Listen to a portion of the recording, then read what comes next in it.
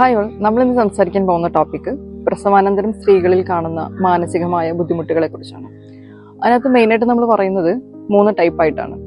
Postmortem blues എന്ന് പറയും, അതുപോലെ പോസ്റ്റ്മോർട്ടം ഡിപ്രഷൻ, പിന്നെ പോസ്റ്റ്മോർട്ടം സൈക്കോസിസ്. ഫസ്റ്റ് പോസ്റ്റ്മോർട്ടം ബ്ലൂസ് എന്താണെന്ന് നോക്കാം. വളരെ മൈൽഡായ ഒരു കണ്ടീഷനാണ് ഇത്. ഇതിനകത്ത് അമ്മയ്ക്ക് ഭയങ്കര വിഷമം, അതുപോലെ കരച്ചില്, മൂടിയായിട്ടിരിക്കുക, ഭയങ്കര മൂഡ് സ്വിങ്സും ആയിരിക്കും.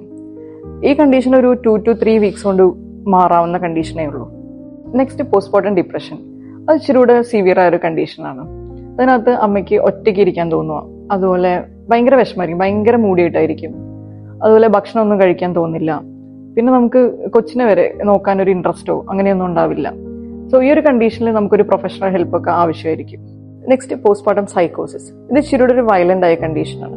ഇതിനകത്ത് അമ്മയ്ക്ക് ഭയങ്കര ബുദ്ധിമുട്ടായിരിക്കും, അതുപോലെ ചുറ്റുള്ളവരെ ഉപദ്രവിക്കാൻ തോന്നുക, അതുപോലെ കൊച്ചിനെ ഉപദ്രവിക്കാൻ തോന്നുക, കൊച്ചിനെ നോക്കാനോ കൊച്ചിനെ ഫീഡ് ചെയ്യാനോ ഒന്നും തോന്നാത്തൊരവസ്ഥ, അതുപോലെ സൂയിസൈഡ് ചെയ്യാൻ വരെയുള്ള ഒരു ചിന്ത വരുന്ന ഒരു അവസ്ഥയാണിത്.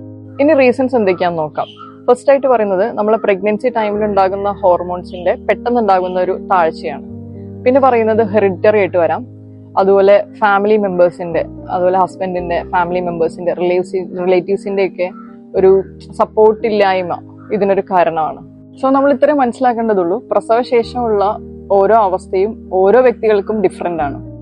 സോ അവർക്ക് മാക്സിമം നമുക്ക് കൊടുക്കാൻ പറ്റുന്ന ഒരു സഹായം എന്ന് പറയുന്നത് അവരോട് മാക്സിമം സംസാരിക്കുക, അവരുടെ പ്രശ്നങ്ങൾ എന്താണെന്ന് സംസാരിച്ച് മനസ്സിലാക്കുക, അവർക്ക് വേണ്ട സപ്പോർട്ട് മെന്റലി ആണെങ്കിലും ഫിസിക്കലി ആണെങ്കിലും അവർക്ക് കൊടുക്കുക എന്നുള്ളതാണ്. സോ ചില കണ്ടീഷനിൽ നമ്മൾ സൈക്കാട്രിസ്റ്റിനെ കാണിക്കേണ്ടി വരും, മെഡിക്കേഷൻസ് എടുക്കേണ്ടി വരും.